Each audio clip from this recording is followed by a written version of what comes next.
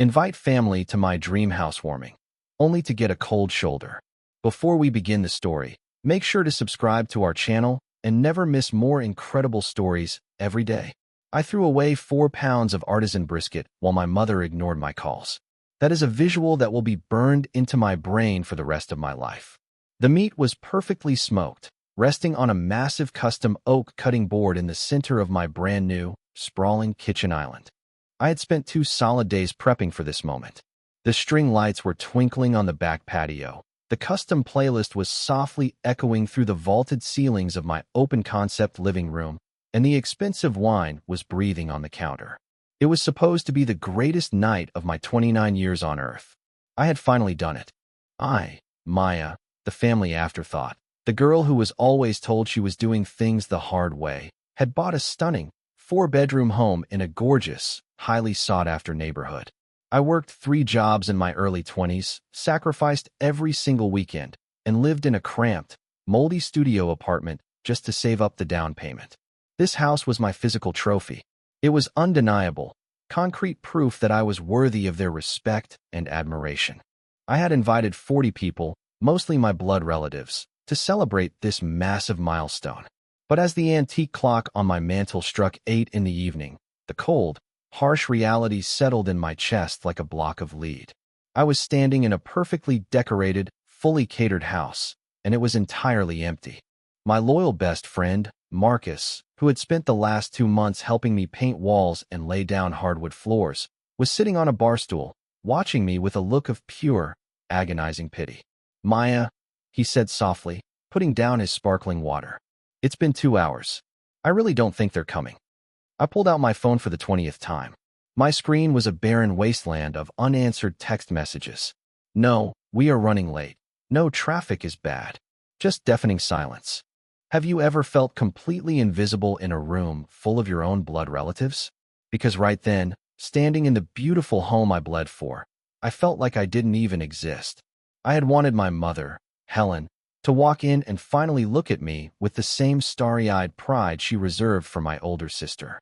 I never suspected they were hiding a toxic secret that would destroy our family. To understand the sheer weight of this ghosting, you have to understand the dynamic I grew up in. In our house, there was Chloe, and then there was the rest of the world.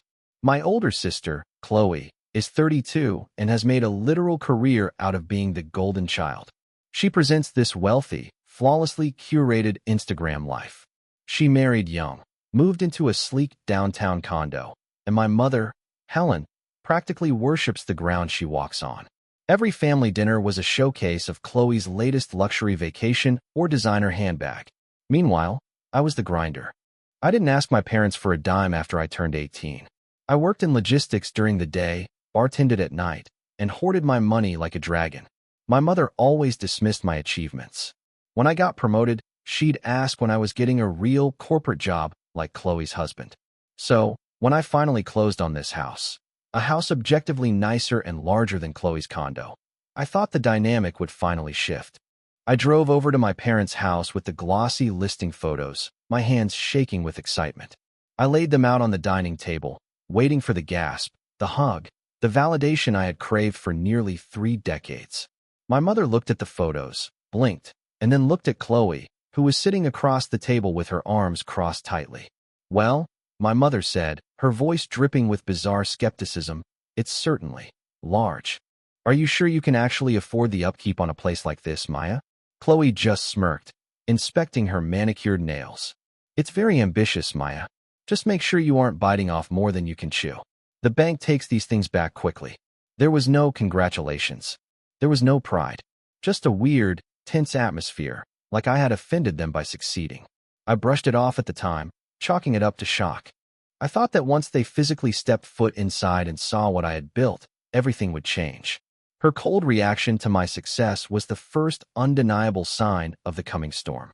Despite their weird reaction, I poured my absolute heart into the invitations. I wanted this housewarming to be an event they couldn't ignore. I didn't just send a casual group text. I ordered custom-pressed, heavy cardstock invitations with gold foil lettering. I spent nearly $200 just on postage and calligraphy. I mailed them out to my parents, Chloe, all my aunts, uncles, and cousins. Within a week, The RSVPs started rolling in. My mother texted me. So excited for your little party, Maya. We wouldn't miss it for the world. Love you. Chloe even commented on a picture I posted of my new front door, writing, can't wait to see the new digs. Pop the champagne. It felt like a breakthrough. I genuinely believed that my success was finally bringing us together.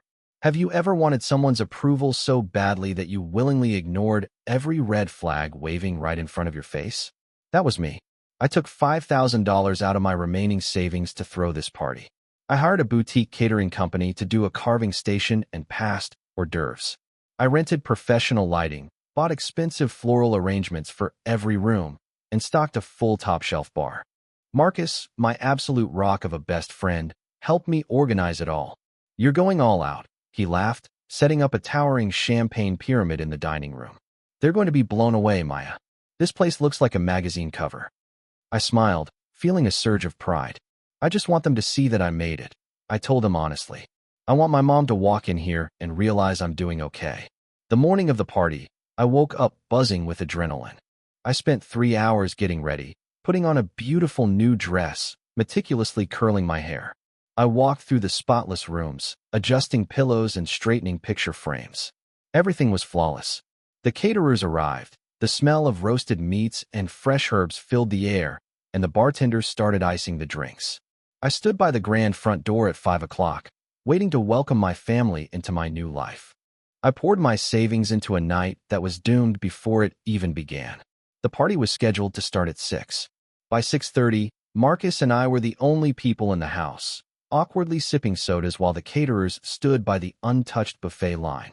Fashionably late, I joked to Marcus, though my heart was starting to beat a little faster. You know how my mom is, she probably made Dad change his tie 3 times. Marcus gave me a reassuring smile, but his eyes kept darting to the clock. At 6:45, my phone finally buzzed. I practically lunged across the kitchen island to grab it. It was a text from my Aunt Susan. Maya, sweetie, so sorry. Uncle Jim woke up with a terrible migraine. We can't make it tonight. Have fun. A pang of disappointment hit me, but I rationalized it.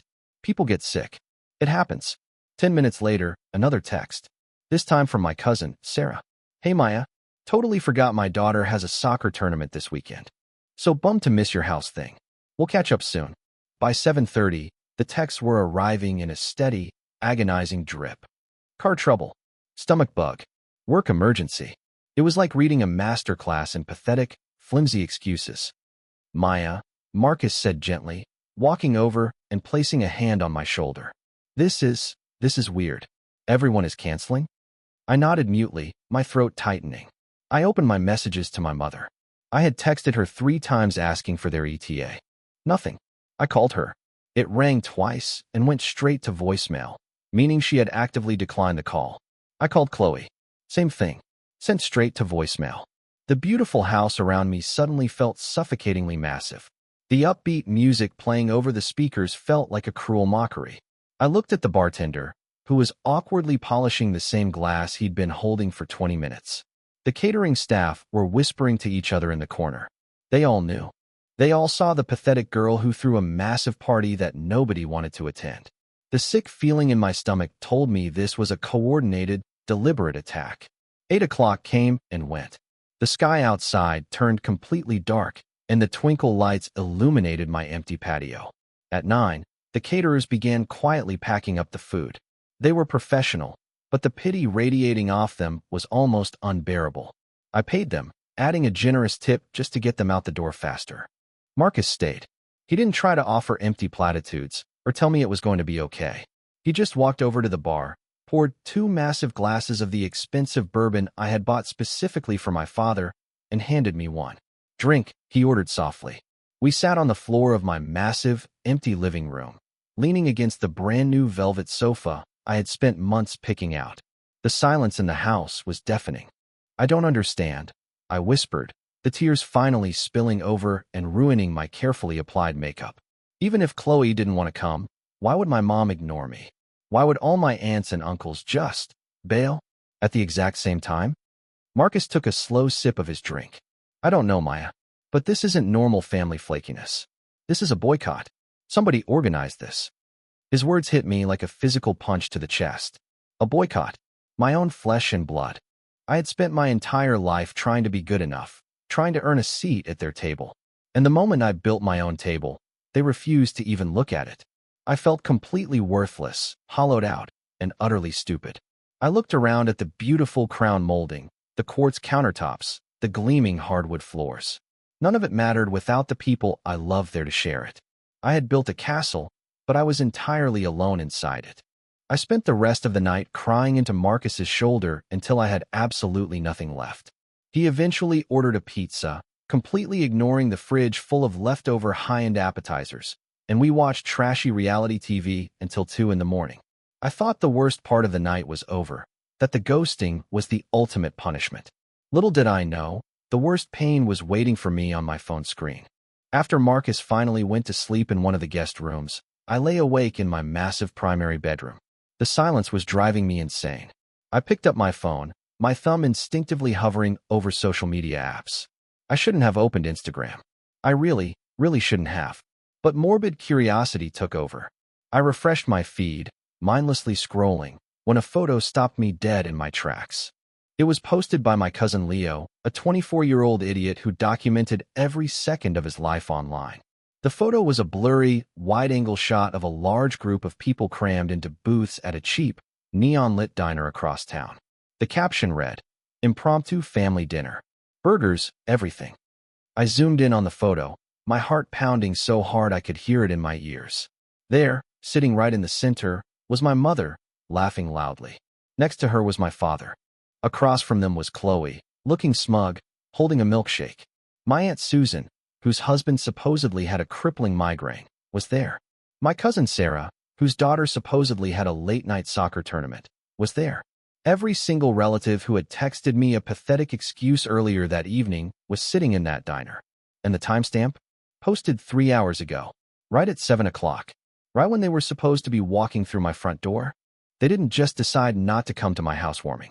They had actively gathered together, across town, to hang out without me. They chose a greasy diner over my catered home. The level of disrespect was so profound, so intensely cruel, that I actually stopped crying.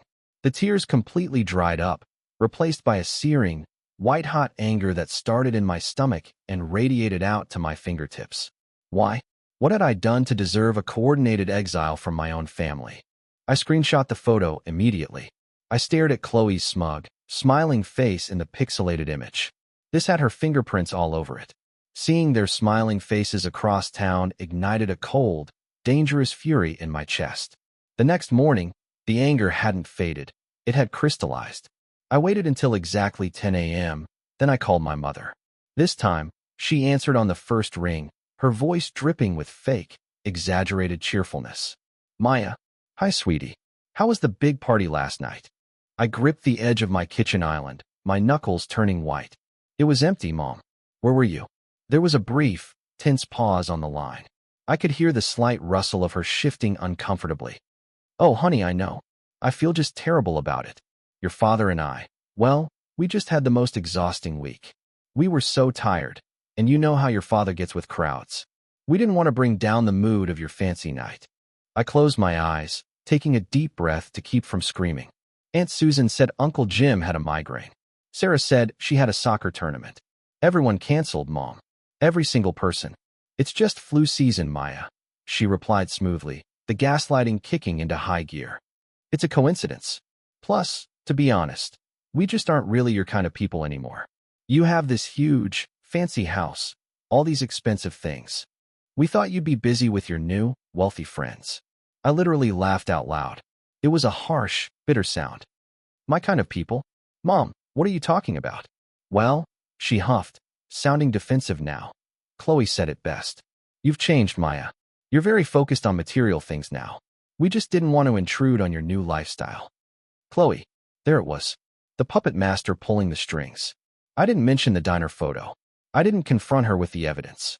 If I showed my hand now, they would just spin another lie, call me crazy, or say they went to the diner after they felt better. "Okay, Mom. Thanks for letting me know," I said coldly and hung up the phone. I didn't just want to yell at them. I wanted to understand exactly how Chloe had managed to poison 50 people against me. I just needed solid proof to expose the massive web of lies they spun. 3 days passed.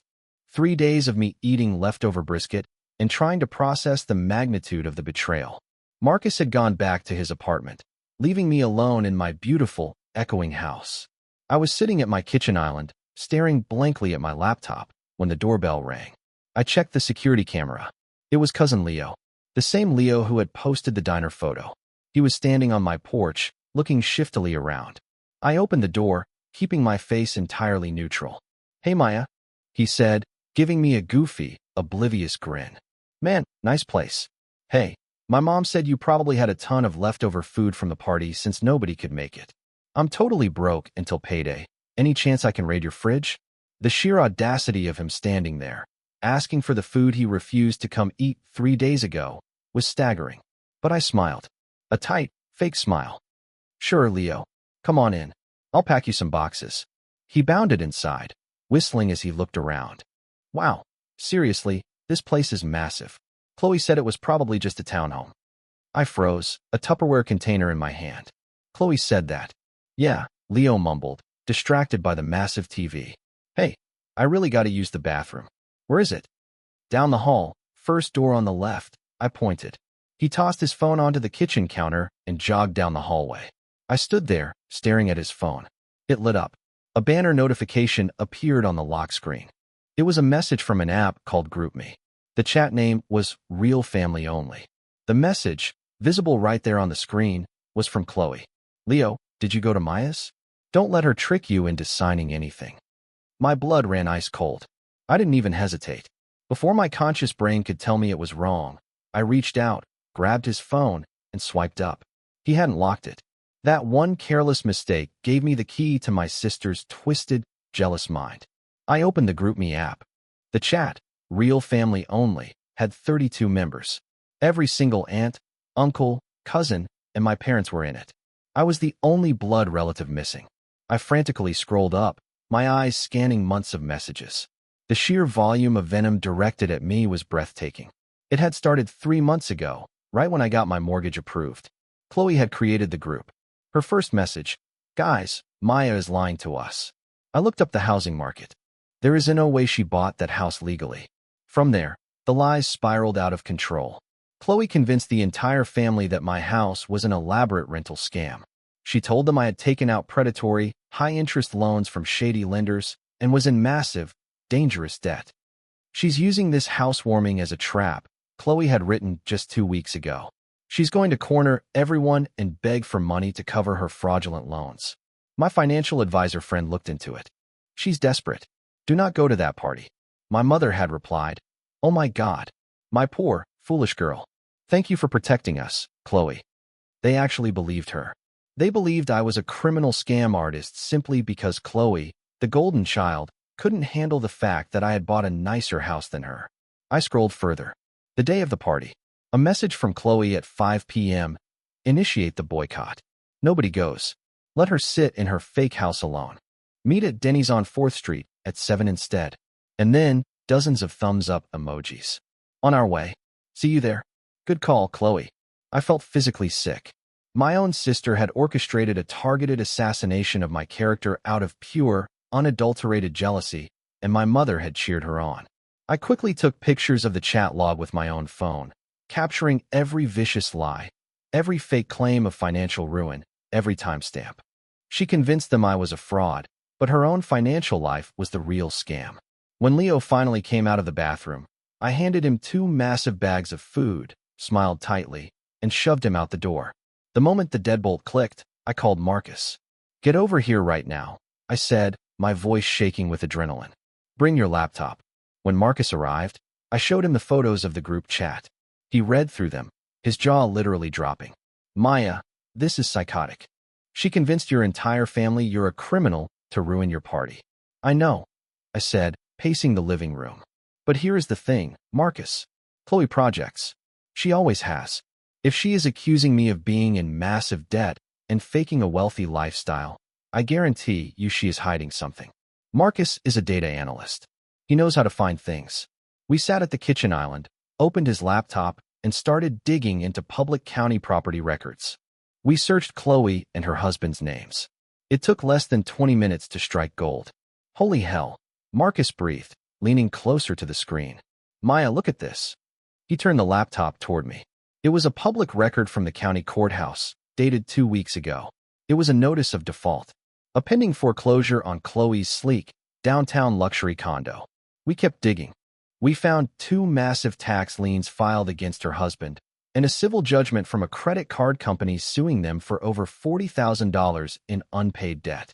While Chloe was in that group chat, lecturing the family about my fraudulent finances and pretending to be a wealthy financial savior, she was literally drowning.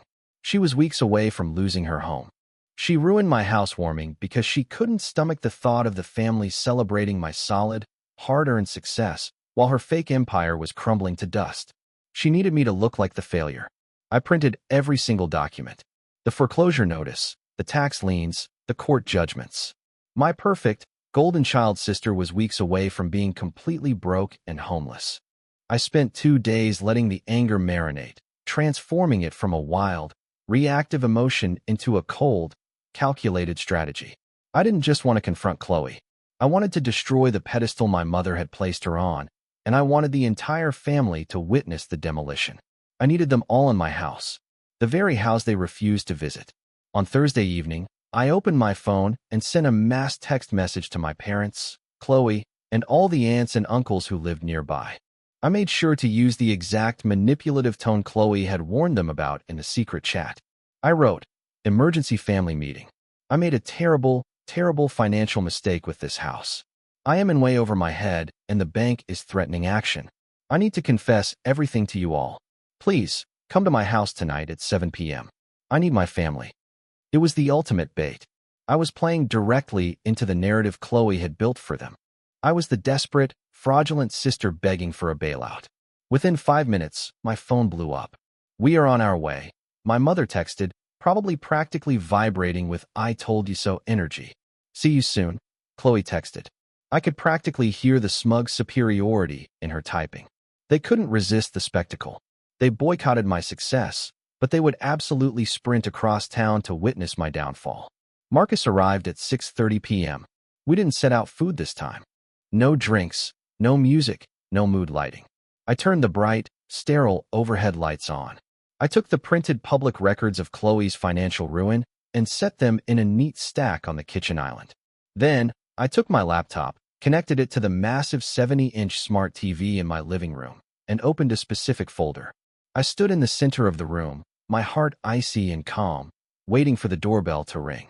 They rushed over to watch me fail, entirely unaware they were walking into a trap. At exactly 6:55 p.m., the headlights started pulling into my driveway. I watched through the front window as my family piled out of their cars. My parents, Chloe and her husband, Aunt Susan, Uncle Jim, and Cousin Leo. They walked up to my front porch in a tight pack, whispering to each other. They looked like a jury arriving to deliver a guilty verdict. I opened the door. My mother immediately put on a mask of deep, fake concern. "Oh, Maya," she sighed, stepping inside and looking around the beautiful entryway with a critical eye. "We got your text. We are so sorry you've gotten yourself into this mess." Chloe stepped in right behind her, arms crossed, looking around my vaulted living room with absolute disdain. "We told you, Maya. This was too much house for you. You should have listened." I let them all file into the living room. They stood in a semicircle, staring at me, waiting for the performance they had come to see, waiting for me to break down, cry, and ask for money. Once the last person was inside, Marcus quietly walked over to the front door and threw the deadbolt. The loud click echoed in the silent room. A few of them turned around, confused. I walked over to the kitchen island, picked up the remote control for the TV, and turned to face my family.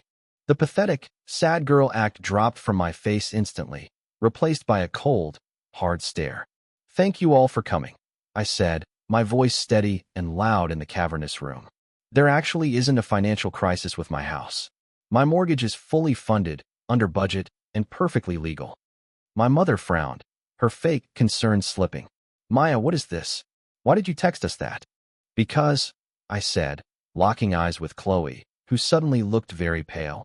"It was the only way to get the real family-only chat to finally show up to my house." I smiled at my betrayers and prepared to burn her fake life to the ground. The moment the words "real family only" left my mouth, the air in the room vanished. Cousin Leo gasped loudly, covering his mouth. Chloe stepped back as if I had physically struck her. "I don't know what you're talking about," she stammered, her voice pitching up an octave. I didn't argue. I just pointed the remote at the TV and hit a button. The 70-inch screen flared to life. Displayed in massive, high-definition text were the screenshots of their secret GroupMe chat. The very first slide was Chloe's message calling me a fraud, complete with the timestamp and my mother's supportive reply. "Let's read this together, shall we?" I asked, my voice echoing. "Chloe, you told them my house was a rental scam. You told them I took out predatory loans. You orchestrated a boycott of my housewarming, and every single one of you." I pointed a finger at my aunts and uncles, went to a diner instead, laughing behind my back. My mother stepped forward, her face flushed red. "Maya, listen, Chloe was just worried about you. She had a financial friend look into it. She was trying to protect us from your debt." "Protect you?" I laughed sharply. I clicked the remote again. The group chat vanished. In its place, projected massively on the screen, was the official county notice of default for Chloe's condo. The bold red letters, "Pending foreclosure," screamed across the screen. Beside it, I pulled up the $40,000 court judgment against her husband. "Chloe wasn't protecting you, Mom," I said coldly. "Chloe is broke. Her condo is being repossessed by the bank in exactly 18 days. She has 40 grand in credit card debt and 2 tax liens. She lied about me to hide the fact that her entire, perfect life is a complete and total illusion." The silence in the room was absolute as her pathetic, fabricated reality finally collapsed. Chaos erupted. It was immediate and violent. My Uncle Jim stared at the screen, then turned to Chloe's husband. "Is this true? You're losing the condo?" Chloe's husband looked at the floor, his face bright red, completely silent. Chloe completely lost it.